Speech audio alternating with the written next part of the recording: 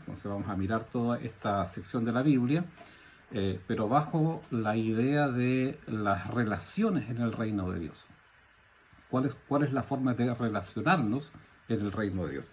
Y quiero leer el párrafo para tener una idea global de lo que este pasaje de la palabra del Señor dice. Dice así la Escritura: sométanse unos a otros por reverencia a Cristo.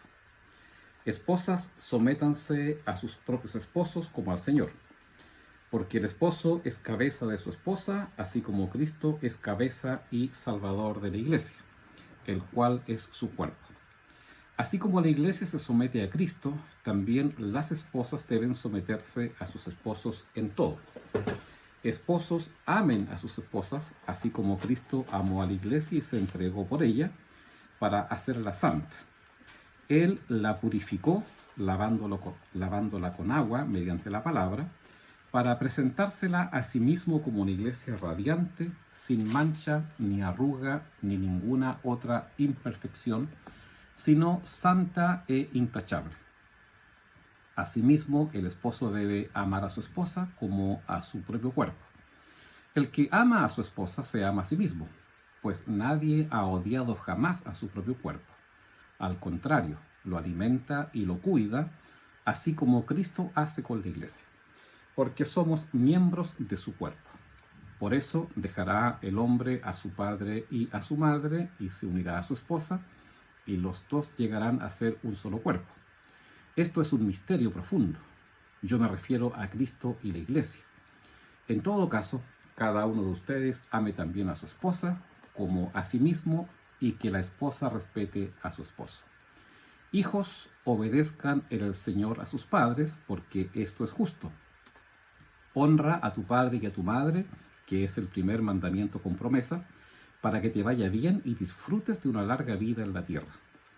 Y ustedes, padres, no hagan enojar a sus hijos, sino críenlos según la disciplina e instrucción del Señor. Esclavos, obedezcan a sus amos terrenales con respeto y temor, y con integridad de corazón, como a Cristo. No lo hagan solo cuando los están mirando, como los que quieren ganarse el favor humano, sino como esclavos de Cristo, haciendo de todo corazón la voluntad de Dios. Sirvan de buena gana, como quien sirve al Señor y no a los hombres, sabiendo que el Señor recompensará a cada uno por el bien que haya hecho, sea esclavo o sea libre. Y ustedes, amos, correspondan a esta actitud de sus esclavos, dejando de amenazarlos. Recuerden que tanto ellos como ustedes tienen un mismo amo en el cielo, y que con él no hay favoritismos.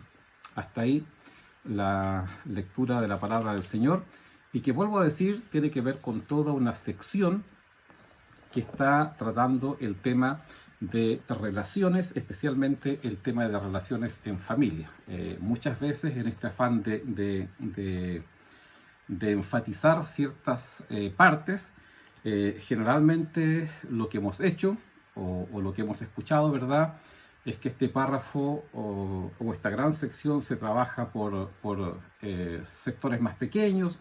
Se trabaja el tema de relación de matrimonio, se trabaja el tema de padres e hijos, y el tema de esclavos y amos rara vez lo hablamos.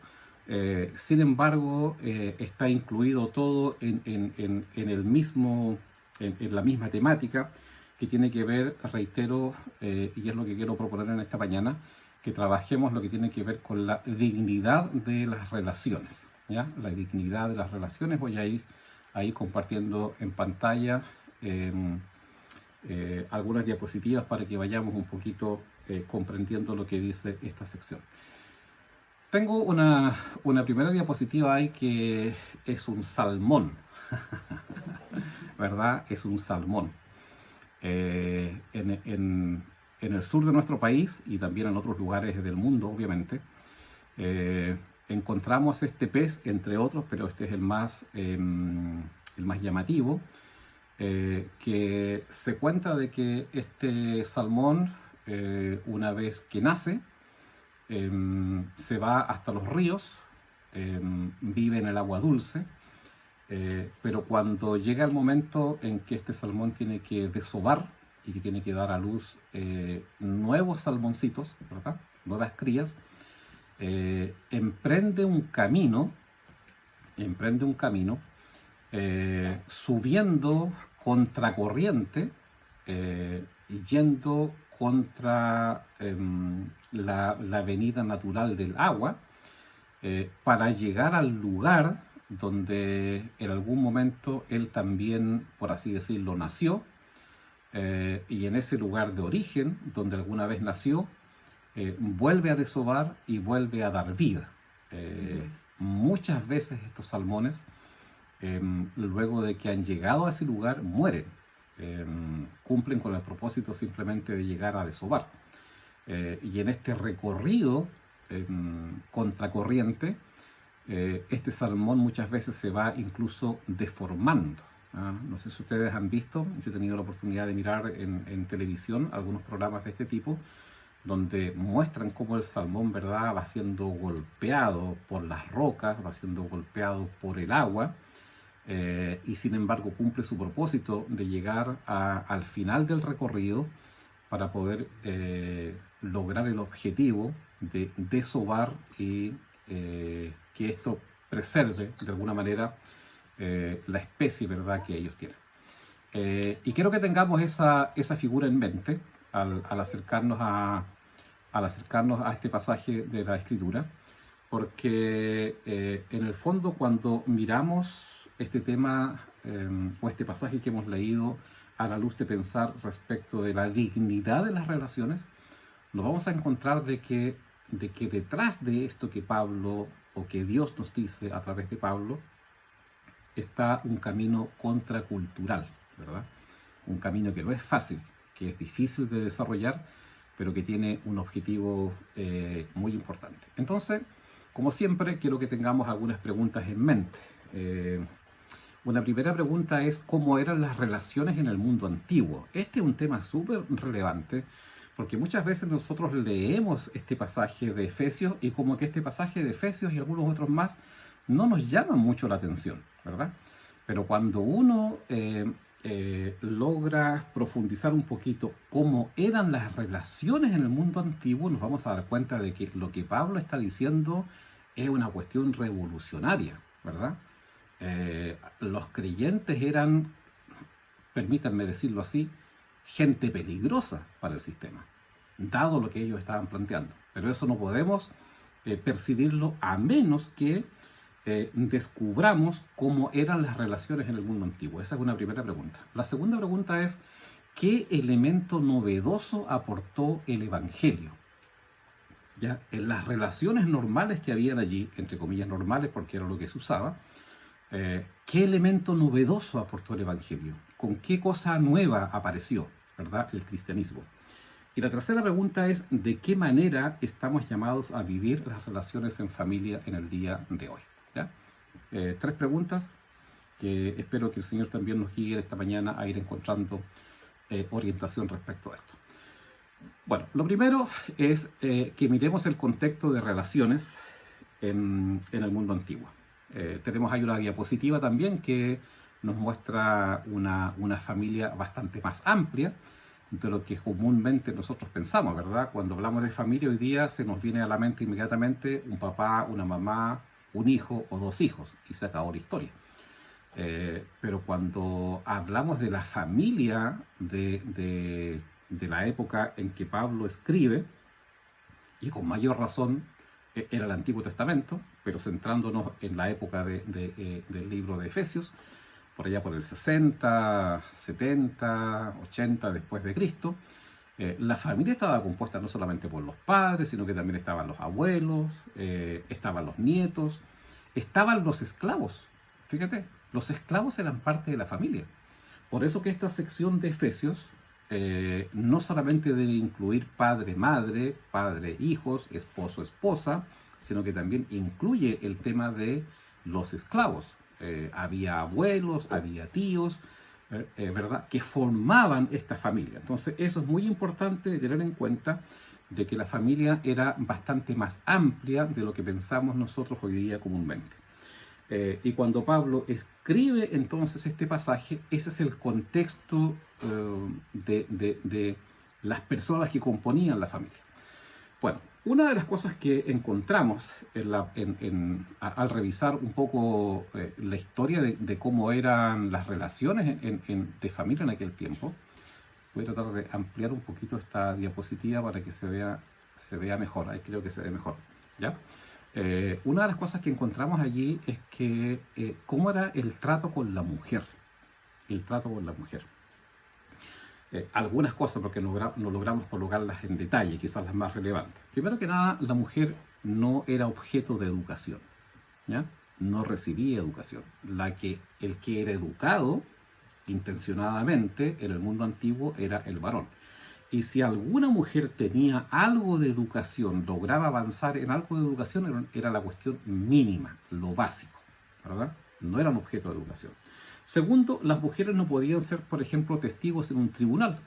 Si había algún juicio y una mujer era testigo de algo, ¿verdad? Su testimonio no era válido, no servía de nada, ¿ya? No tenía ningún valor el testimonio que ella pudiese dar. No podían adoptar niños. Los niños los adoptaban los hombres, los varones, los jefes de familia, ¿verdad? Pero la mujer no tenía esta facultad de adoptar hijos o de adoptar niños, más bien. No podían acordar un contrato, no podían tener propiedades, no podían heredar propiedades. Ninguna herencia, ninguna mujer podía tener herencia. Por eso que uno va entendiendo de que cuando una mujer quedaba viuda, en el Antiguo Testamento, ¿verdad?, estaba explícito en la palabra del Señor de que esa mujer debía, en lo posible, buscar casarse con algún hermano de su esposo que falleció. O si el suegro ya estaba viudo, que se casara con el suegro, porque en el fondo la mujer quedaba en la absoluta indefensión. No tenía educación, no tenía propiedades, no tenía herencia, no tenía educación, no tenía nada, ¿te fijas? Entonces, en ese sentido, es muy importante considerar eso a la luz de lo que vamos a mirar luego. Se le consideraba menos inteligente que los hombres, ¿verdad? Y uno dice hoy día, qué brutalidad más grande. Pero así era, se le consideraba menos inteligente que los hombres, ¿ya? Se le consideraba un ser menos moral que el hombre, menos moral que el hombre, ¿ya? La mujer era considerada fuente de pecado, era considerada fuente de tentación. Cuando uno lee la Biblia, ¿verdad?, muy pocas veces se le echa en cara al hombre el pecado de tipo sexual. Generalmente, ¿no es cierto?, uno lee la Biblia y aparece así como golpeando fuerte, que es la mujer la que provoca, que es la mujer, ¿verdad?, la que desarrolla ese tipo de tentación, ese tipo de pecado. Y eso tiene que ver con cómo se entendían las relaciones en aquel tiempo y cómo era la cultura en la antigüedad. En las casas, por ejemplo, fíjese que en las casas, generalmente las casas eran muy grandes en la antigüedad, en las casas había secciones de la casa donde vivía la mujer y secciones de la casa donde vivía el hombre, ¿ya? No vivían todos juntos, estaban bajo el mismo techo, sí, pero la mujer vivía en cierto sector de la casa y los hombres vivían en otro sector de la casa. E incluso la mujer estaba obligada a asumir la religión del esposo, ¿ya? No tenía ella la opción de decidir qué religión quisiera seguir. Ella estaba obligada a asumir la religión que el esposo tuviese. Entonces, así era la dignidad o la indignidad de las relaciones que había en cuanto a la mujer. En cuanto a los hijos, porque este párrafo trata del tema de la relación esposo-esposa, la relación padres e hijos, ¿verdad? En cuanto a los hijos, los padres, por ejemplo, podían castigar físicamente a sus hijos. Nadie cuestionaba que un papá, ¿verdad?, castigara físicamente a alguno de sus hijos. Segundo, los padres podían hacer que el hijo trabajara, ¿ya? Tenía que trabajar. De hecho, uno ve de que ojalá se tuviese la mayor cantidad de hijos posibles, porque mientras más hijos tenía la familia, entre comillas, más mano de obra había para ayudar al sustento de la familia. Esto también impresiona. Los padres podían vender a sus hijos. y podían venderlos como esclavos.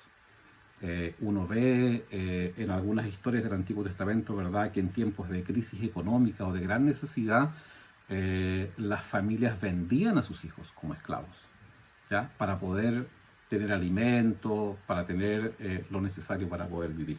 Incluso los padres podían ejecutar a uno de sus hijos, ¿verdad? Podían matar a alguno de sus hijos. Era lícito en aquel tiempo que un padre pudiese hacer aquello, ¿ya?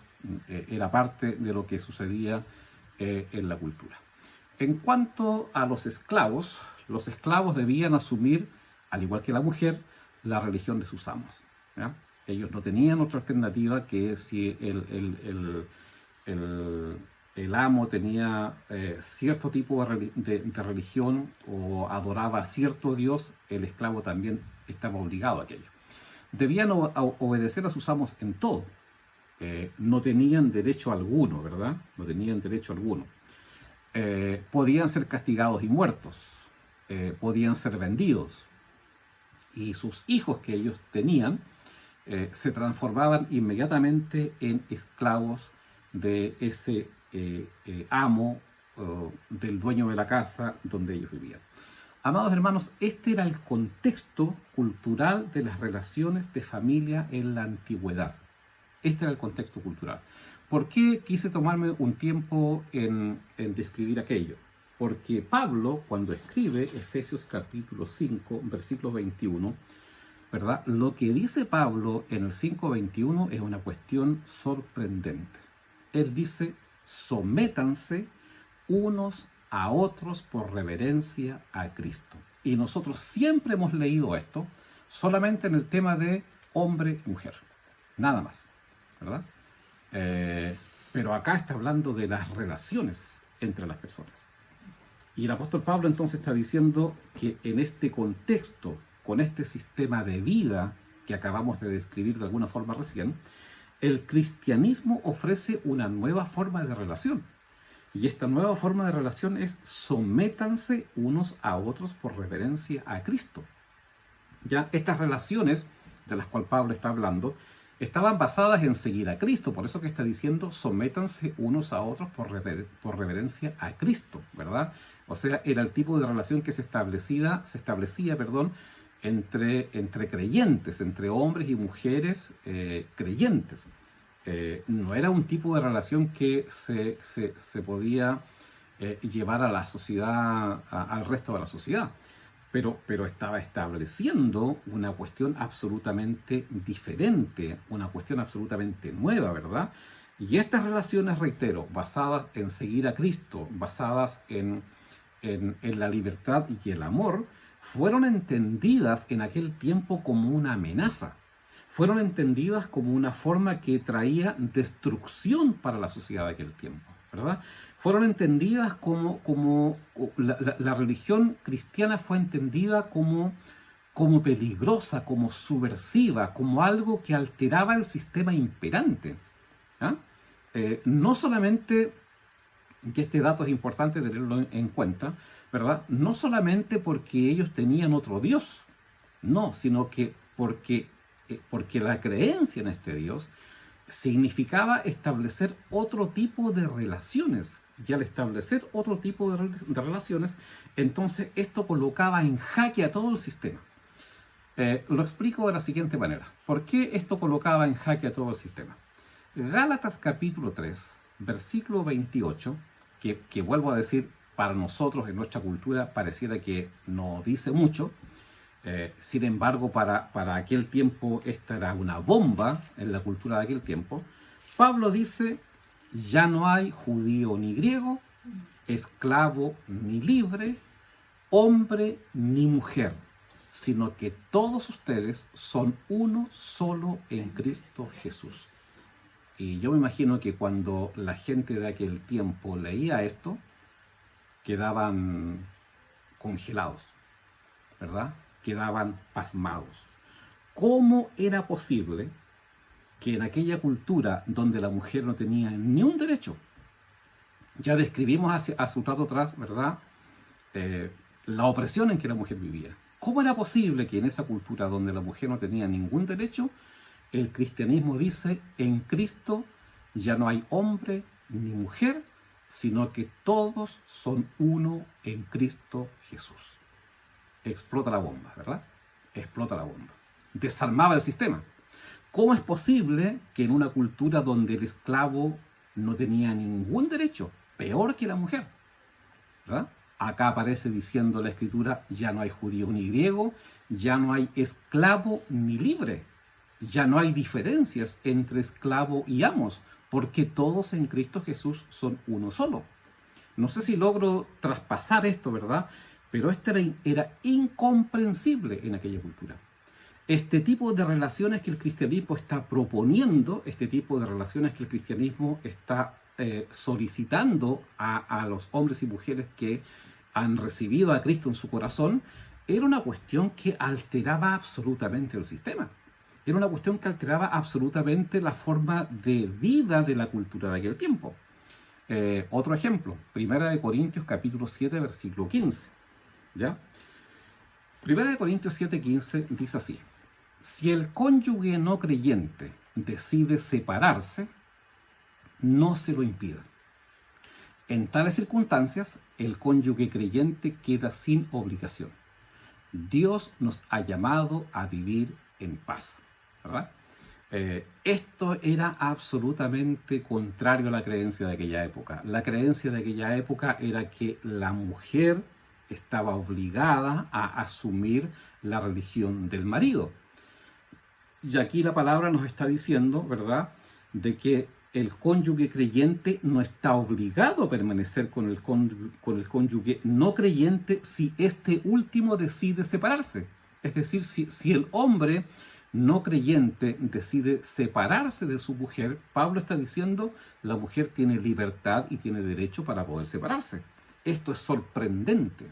Es sorprendente en una cultura machista, en una cultura donde la esposa estaba, reitero, obligada a asumir la religión de su marido, ¿verdad? Entonces, no sé si reitero esta misma idea, no sé si logro traspasar la tremenda diferencia, ¿no es cierto? Pero este era un impacto en cuanto a las relaciones cuando uno asumía seguir el cristianismo. Un elemento más. Primera de Corintios 7.4. Primera de Corintios 7.4 dice: la mujer ya no tiene derecho sobre su propio cuerpo. Y hasta ahí estaba muy bien, ¿verdad? Muy bien para la cultura de aquel tiempo. Pero mira lo que dice ahora. Dice: la mujer ya no tiene derecho sobre su propio cuerpo, sino su esposo. Hasta ahí estaba muy bien para la cultura de aquel tiempo. Pero Pablo agrega: tampoco el hombre tiene derecho sobre su propio cuerpo, sino su esposa. Y cuando yo escribí esto acá en la nota que tengo apuntada, puse una frase con mayúscula, una palabra con mayúscula que dice ¿qué? ¿Verdad? Porque creo que así lo leyeron los hombres en aquel tiempo. ¿Qué? La mujer tiene derecho sobre el cuerpo del hombre. Pero si la mujer no tiene ningún derecho. En la cultura de aquel tiempo era así. Entonces, vuelvo a decir, no sé si logro traspasar esto hacia ustedes, pero lo que acá está sucediendo, ¿verdad?, que las relaciones que establece el cristianismo entre las personas es contracultural. Por eso que he colocado esa fotografía de ese salmón que sigue avanzando contra la corriente, ¿verdad? Y esta corriente lo golpea, esta corriente le pega con el agua, lo golpea contra las rocas y sigue yendo contra la corriente. Porque las relaciones que Dios nos pide cuando tenemos a Cristo en nuestro corazón es absolutamente distinta a la cultura de aquel tiempo. Y creo que también es absolutamente distinta a la cultura del tiempo que vivimos hoy día. Bueno, y ahí aparece Efesios capítulo 5, que hemos leído hoy día, y también Efesios capítulo 6, ¿verdad? Donde, por ejemplo, dice, capítulo 5, 25, 28 y 33, dice: esposos, amen a sus esposas. El esposo debe amar a su esposa, cada uno de ustedes ame también a su esposa. O sea, en vez de dejarse llevar por intereses personales, los esposos, ¿verdad?, en el fondo están llamados a proveer bienestar a su esposa. La obligación, si es que existía alguna obligación de los esposos en la antigüedad era proveer techo y alimento a su mujer. Y no había muchas más obligaciones. Pero acá la palabra del Señor está diciendo a la gente de aquel tiempo, en aquella cultura, ¿verdad? Le está diciendo de que el esposo debe amar a su esposa. Debe proveer para ella, ¿no es cierto?, el bienestar. Debe buscar el bien para ella. Debe buscar que ella se desarrolle en vez de ir en búsqueda de intereses personales egoístas. La enseñanza paulina entonces para el establecimiento de la iglesia es sorprendente para su época. Es absolutamente fuera de lugar. Se pide que los maridos, reitero, en vez de esta búsqueda de intereses personales, se preocupen por las necesidades de su esposa. En el capítulo 6, versículos 5 al 7 y 6 al 9, cuando trata el tema de la esclavitud, ¿verdad? La esclavitud que era tan generalizada en aquel tiempo, también es trastocada por los principios del cristianismo. A un esclavo que no tenía derecho alguno, Pablo le dice, en el versículo 5 al 7, esclavos respeten a sus amos como a Cristo. Y después dice, como esclavos de Cristo, sirvan como quien sirve al Señor y no a los hombres, ¿verdad? En el fondo lo que el apóstol está diciendo es que la relación que debe tener un esclavo ahora no es que respete a su amo o no es que sirva al ojo de su amo, sino que su verdadero amo, su verdadero Señor es Cristo. La lealtad es hacia Cristo, no es lealtad hacia su amo. Y esa era una cuestión absolutamente contrario a lo que se creía en aquel tiempo. Y el versículo 9 es como la guinda de la torta, ¿verdad? Porque en el versículo 9 Pablo dice, y ustedes, amos, recuerden que tanto ellos como ustedes tienen un mismo amo en el cielo y que con él no hay favoritismos. En el fondo Pablo está diciendo, aquí ya no hay, como lo dijo en Gálatas, ¿verdad? No hay esclavo ni libre. Aquí todos son iguales. El amo y el esclavo colocados en una balanza pesan lo mismo. Entonces eso era absolutamente revolucionario en la época o de la época de la cual estamos hablando, ¿ya? Trastocaba la economía, trastocaba el mundo del trabajo. Pablo, quisiera decir, no estaba dando su bendición al tema de la esclavitud, sino que en el fondo estaba señalando cómo debía ser esta nueva relación en Cristo. Entonces, a la luz del contexto de esa época, la enseñanza de la sumisión mutua era absolutamente revolucionaria, era absolutamente ofensiva, ¿no es cierto?, para la época de aquel tiempo. Atentaba contra todo lo establecido. La sumisión mutua, no solamente la sumisión de la esposa, que es lo que generalmente se trabaja en este pasaje de Efesios cuando se habla de relación de pareja, ¿verdad? Trabajamos harto el versículo 22, pero nos saltamos sin ningún drama el versículo 21. La sumisión mutua no se refiere solamente a la sumisión de la esposa, se refiere, ¿verdad? En el fondo lo que Pablo está planteando o el cristianismo está planteando es que acá hay un cambio radical, hay un cambio de fondo, hay un cambio en las estructuras, ¿verdad? Y no solamente un cambio para esa cultura, sino que yo creo que también es un cambio para nosotros. La cultura latina es una cultura eminentemente machista, ¿ya? Y en esta cultura machista Dios también propone y pide un cambio radical. Y voy a dar un paso más, yo diría de que incluso este es un cambio radical en la cultura evangélica, ¿verdad? La cultura evangélica ha enfatizado mucho, hay una cantidad impresionante de libros y de documentos que se han escrito, en el sentido de que efectivamente la mujer debe someterse, debe ser sumisa, ¿verdad? Tiene un segundo peldaño, en la relación con su marido. ¿Y por qué se dice eso? Porque simplemente nos saltamos el versículo 21. El versículo 21 dice, sométanse unos a otros. Sométanse unos a otros. La sumisión mutua, entre otras cosas, entonces implica, por ejemplo, que las decisiones en el matrimonio se toman por ambos, ¿verdad? Y estas decisiones tomadas por ambos deben ser siempre motivadas por propósitos altruistas, por propósitos que beneficien a la familia, ¿ya? Porque si estamos diciendo que el que toma las decisiones es siempre el hombre, estamos volviendo a la cultura en la cual Pablo habló. En donde pareciera ser, sin que nosotros lo digamos, pero si planteamos esa idea, pareciera ser que el hombre es más inteligente, pareciera ser que el hombre tiene más capacidades, pareciera ser entonces que la mujer es menos inteligente y que la mujer tiene menos capacidades que el hombre. Y la palabra del Señor aquí nos está diciendo, sométanse unos a otros por referencia a Cristo, ¿ya? Ahora, la sumisión mutua, amado hermano, la sumisión mutua es más radical que nuestra cultura machista, ¿ya? O es un cambio radical más bien en la cultura machista. La sumisión mutua es más intensa que la igualdad, es mucho más intensa que la igualdad. Con la igualdad sigue habiendo una batalla, ¿verdad? Una batalla por los derechos, y eso lo vemos hoy día en nuestra sociedad, ¿verdad? Que en este tema de la igualdad, en muchos ámbitos, se ha establecido una batalla, y a veces se logra tener igualdad, ¿ya? Se logra tener igualdad, pero esa igualdad muchas veces se logra tener sin amor, sin amor. Ok, ya, vamos a aceptar.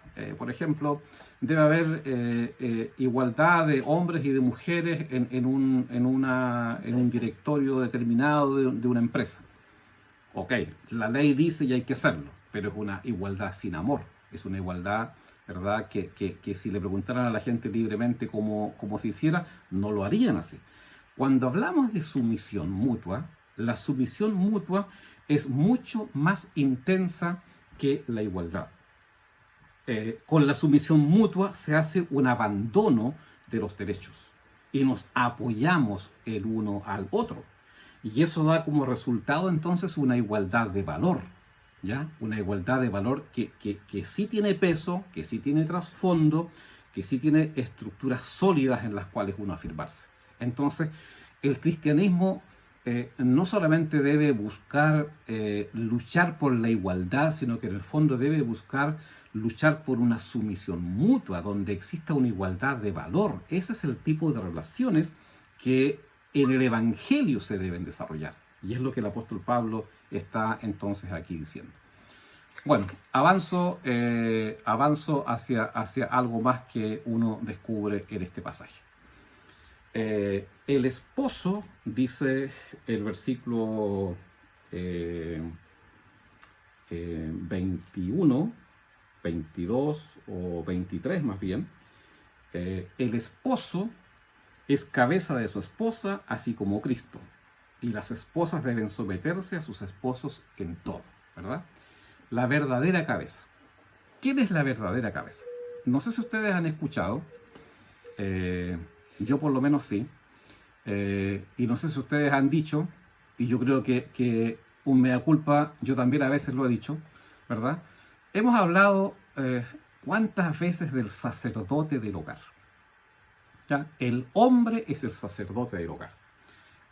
Si nosotros tuviésemos una concordancia bíblica y pudiésemos buscar sacerdote del hogar en la Biblia, no aparece en ninguna parte esta idea del sacerdote del hogar, ¿ya? ¿Qué es el sacerdote? El sacerdote está basado en una figura del Antiguo Testamento. El sacerdote en el Antiguo Testamento, tenemos una fotografía allí, ¿verdad? Era un mediador, un hombre que mediaba entre Dios y la gente. Él se presentaba ante Dios, ¿verdad? Haciendo cierto tipo de ritos, cierto tipo de ceremonias, y oficiaba ante Dios, se presentaba ante Dios, y aparece toda esa vestidura que tiene simbología. No vamos a entrar en ese detalle en este minuto porque eso es extensísimo, pero cada parte de la vestimenta del sacerdote simbolizaba algo, ¿verdad? Y en el fondo era un hombre puro y santo que sí se podía presentar ante Dios. Y con mucha frecuencia nosotros escuchamos hablar del esposo como sacerdote del hogar, ¿ya? Cuando estamos diciendo eso, hermanos y hermanas, que el esposo es sacerdote del hogar, estamos transformando al esposo en un mediador. y lo estamos transformando en un mediador entre Dios y la esposa y entre Dios y los hijos, ¿ya? Muchos varones piensan que por ser cabeza y por ser sacerdote del hogar, por ejemplo, no tienen por qué escuchar el consejo de su esposa, creándose así un autoritarismo sagrado, ¿ya? Y más encima nosotros, desde el mundo evangélico, muchas veces planteamos de que el esposo es sacerdote del hogar, porque lo escuchamos decir a alguien en algún minuto, ¿verdad? Lo hemos retransmitido, suena bien, suena bonito, tiene conexiones con el Antiguo Testamento, pero en realidad no tiene mucho sustento en la palabra del Señor. Un sacerdote basado en la figura del Antiguo Testamento, vuelvo a decir, es una persona que se encuentra entre Dios y la gente, es un mediador. Cuando señalamos, basado entonces en esta idea de que el marido es sacerdote del hogar, estamos transformando a ese hombre en un mediador, ya lo dije hace un rato atrás, entre Dios y la esposa y entre Dios y sus hijos. Si miramos la palabra del Señor, y esto es como lo extraño, ¿verdad? Porque este pasaje bíblico yo creo que todos lo sabemos incluso de memoria, pero lo utilizamos para otras cosas. Dice, porque hay un solo Dios y un solo mediador entre Dios y los hombres, Jesucristo hombre. Y siempre ese pasaje lo usamos, ¿verdad?, para hablar en contra de la Virgen María y en contra del Lolito acá en Iquique, qué sé yo. Hay un solo mediador entre Dios y los hombres, y es Jesucristo. Bueno, si hay un solo mediador entre Dios y los hombres, ¿por qué el hombre es sacerdote del hogar? Si un sacerdote es un mediador. No sé si logro explicarme, ¿verdad? Pero si el sacerdote es un mediador, y el único mediador es Jesucristo, entonces el hombre, por ser hombre, ¿verdad?, no puede ser mediador. No puede ser mediador. En Hebreos capítulo 4, versículo 14, por ejemplo, dice, por lo tanto, ya que en Jesús, el Hijo de Dios, tenemos un gran sumo sacerdote que ha atravesado los cielos, aferrémonos a la fe que profesamos. Jesucristo es el mediador. Jesucristo es la verdadera cabeza. Jesucristo es el verdadero sacerdote del hogar. Hebreos capítulo 7, versículos 23 y 24 dice, como a aquellos sacerdotes la muerte les impedía seguir ejerciendo sus funciones, ha habido muchos de ellos. Claro, muchos sacerdotes hubo, ¿verdad? Pero mira lo que dice Hebreos. Pero como Jesús permanece para siempre, su sacerdocio es imperecedero. El sacerdocio de Jesús no termina. En el nuevo pacto, entonces, amados hermanos y hermanas, en el nuevo pacto, el marido no es conciencia de su esposa, no es sacerdote del hogar, no son los guías de su esposa ni los representantes de ella ante Dios. Más aún, el apóstol Pedro, cuando escribe su epístola, ¿verdad?, dice que todos nosotros, hombres y mujeres, somos un reino de sacerdotes. Todos nosotros. Yo sí soy sacerdote, pero mi esposa también, ¿verdad? Somos un reino de sacerdotes. No está atribuido al varón el ser el sacerdote del hogar, ¿ya? La verdadera cabeza del matrimonio es siempre Cristo, y ambos cónyuges han de vivir en sumisión mutua, estimándose el uno al otro dentro de los principios y de los propósitos de Dios. Esa es la verdadera cabeza, ¿verdad? Jesucristo es la verdadera cabeza. Jesucristo es nuestro sumo sacerdote. Él es el que intercede por nosotros. Entonces, no está la carga, por un lado, en el varón, que por ser varón, ¿verdad?, él debe ser el sacerdote del hogar, sino que el verdadero sacerdote, reitero, de nuestro hogar es Jesucristo. Y hombre y mujer estamos en un plano de igualdad, de sumisión mutua, tenemos el mismo valor. No hay una afinidad espiritual mayor en el hombre que en la mujer. Uno en la práctica a veces ve lo contrario, ¿verdad? Que pareciera ser que hay mayor afinidad espiritual en la mujer, hay mayor sensibilidad espiritual en la mujer para con Dios que en los hombres. Entonces, finalmente, yo me hago la siguiente pregunta. Y la pregunta es, ¿Cuál es la tarea de la iglesia hoy día frente a este tema? ¿Cuál es la tarea nuestra como iglesia hoy día frente a este tema que tiene que ver con la dignidad de las relaciones? Porque lo que yo veo en este pasaje es cómo el Señor dignifica las relaciones de las demás personas. Dignifica las relaciones de los que han sido históricamente maltratados, ¿verdad? De los que han sido históricamente considerados como personas de menor valor. ¿Cuál es la tarea de la iglesia? Yo creo que la iglesia no podemos sustituir al evangelio por el feminismo. El feminismo hoy día levanta muchas de estos conceptos, ¿verdad? Pero nosotros no estamos llamados a sustituir el feminismo por el evangelio, ¿ah? A instalar las ideas del feminismo en contra del evangelio, porque nos damos cuenta en el fondo que el evangelio hace harto rato, ¿ya? Más de 2000 años atrás, ya le dio dignidad a las relaciones, le dio dignidad y valor real a la mujer y a los niños y a las demás personas, levantándolos, ¿verdad?, desde aquellos lugares en donde la cultura les colocó. Entonces la iglesia no puede sustituir el feminismo por el evangelio, pero tampoco podemos permitir que las implicancias del evangelio queden silenciadas. Y aquí quisiera colocar un énfasis, ¿verdad?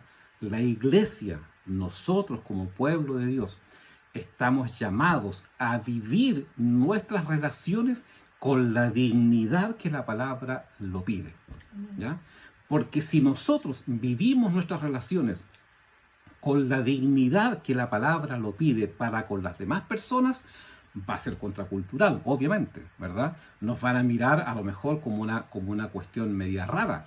Va a estar en contra de lo que el sistema de alguna manera establece. Pero sabe que hay tanta gente hoy día que vive sus relaciones de una manera tan indigna. Hay tanta gente hoy día que es maltratada, ¿verdad? Es tratada de manera indigna en sus relaciones. Que cuando ellos vean que en una familia cristiana, en una familia que dice tener a Cristo en su corazón, el trato, la forma de relacionarnos es distinta, eso llamará la atención de la gente. Eso atraerá a las personas. Porque yo creo que no hay nadie en el mundo que le guste ser maltratado. Lo que la gente busca, lo que todos buscamos, ¿verdad?, es que se nos trate de manera digna, se nos trate de una manera respetuosa, se nos trate, se nos valore, ¿verdad?, por lo que somos, por ser persona, ¿ya? Sea hombre, sea mujer, sea un trabajador que a lo mejor despectivamente nosotros decimos anda barriendo en la calle o anda juntando piedras, independiente de lo que haga, esa persona tiene un valor. Y es por eso que es extraordinariamente hermoso cuando miramos en el Nuevo Testamento, en el libro de los Hechos, cuando se reunía la iglesia que se reunía en las casas, y allí estaban sentados a la mesa, ¿verdad? Estaba el jefe de familia a la cabecera de la mesa. Generalmente eso se usaba así. Y lo extraño, muy extraño, era que una mujer estuviese sentada al lado de él. Los que se sentaban alrededor del jefe de familia eran los hombres. Pero nosotros vemos en el Nuevo Testamento que al lado de ese jefe de familia podía estar sentado un esclavo, podía estar sentada una mujer. Y eso era una bomba para la gente de aquel tiempo, porque las relaciones no eran así. El esclavo ni siquiera debería haber estado sentado a la mesa, pero estaba sentado a la mesa con su señor. Estaba la mujer sentada a la mesa con su marido, ¿verdad? Para nosotros hoy día eso no es extraño, pero para la cultura de aquel tiempo era muy raro, ¿ah? Porque el tipo de relaciones de aquel tiempo provocaba que muchas personas sufrieran la indignidad. El Evangelio, amados hermanos, lleva el acento de la igualdad de todas las personas ante Dios y en la iglesia. Y si nosotros vivimos, reitero, esa forma de relacionarnos, eso va a llamar la atención de la gente. Eso va a provocar, ¿verdad?, que la gente se interese en conocer qué está provocando aquello que finalmente nosotros estamos viviendo así. En todo matrimonio debe existir reciprocidad. Y en el fondo, si no hay reciprocidad, no hay matrimonio. Si la relación es abusiva, emocional o físicamente, no podemos seguir pidiéndole a la esposa, como muchas veces eso ha sucedido, ¿verdad? Que se someta a su esposo, que lo espere, que tenga paciencia, muchas veces arriesgando incluso la muerte. Es impresionante, todos los días escuchamos, ¿verdad? Sucedió tal femicidio. Ayer solamente aquí cerca de nosotros, un hombre brutalmente mató a su mujer y brutalmente mató a su hijo. Las relaciones hoy día no distan mucho de lo que pasaba en la antigüedad. Hoy día la mujer sigue siendo maltratada. Hoy día los niños siguen siendo maltratados. Hoy día pareciera ser que los hombres tenemos, ¿verdad?, un pedestal o un estatus más alto que los demás. No es así. Hoy día los trabajadores en muchas partes siguen siendo maltratados. En el reino de Dios, en el Evangelio, en la iglesia, amado hermano y hermana, las relaciones son de otro tipo. Y entonces leamos este pasaje que siempre lo hemos leído en el tema de pareja. Leámoslo como así son las relaciones en el cristianismo, ¿verdad? Así son las relaciones entre las personas en aquellos que tenemos a Cristo en nuestro corazón. Y vivamos esas relaciones, vivamos esa forma de vida, porque esa forma de vida enaltece a la gente, valora a las personas, ¿verdad? Y dignifica la vida de aquella persona. Y eso va a ser atrayente, reitero, hacia otra gente lo que sucede en nuestras familias. Uno ve, ¿verdad? Yo creo que usted también lo ve, lo percibe, cómo la gente se trata con garabatos, cómo la gente se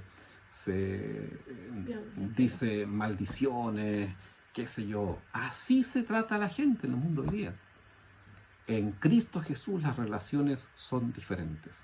Hay una relación de dignidad, ¿verdad? Ese hombre o esa mujer que está al lado nuestro, sea un trabajador, sea nuestra esposa, sea el esposo, sean los hijos, tiene la imagen de Dios en su vida. Toda la imagen de Dios está en él, está en ella.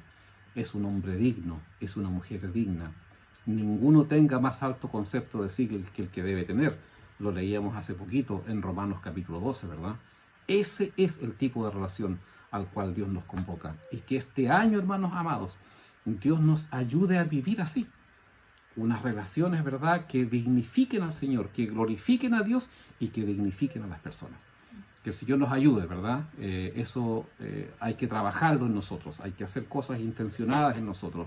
Tenemos que revisarnos, cómo hablamos, cómo tratamos, qué gestos tenemos, ¿verdad? Porque hasta con los gestos muchas veces nosotros decimos algo.